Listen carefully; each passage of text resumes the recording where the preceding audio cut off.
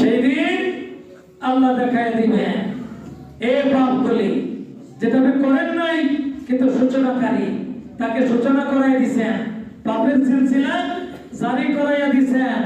পৃথিবীতে এই পাপগুলি জারি থাকলো আপনার দেওয়া সূচনাকারী হিসেবে অন্তরে আমার।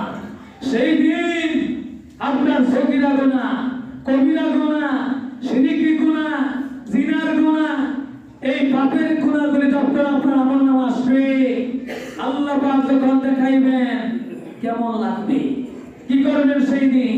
বলবেন আল্লাহ আমি এত গুনাহ করি নাই, আমার আমলনামা এত গুনাহ হইল কেমনে? এটা তো আমি মানি না।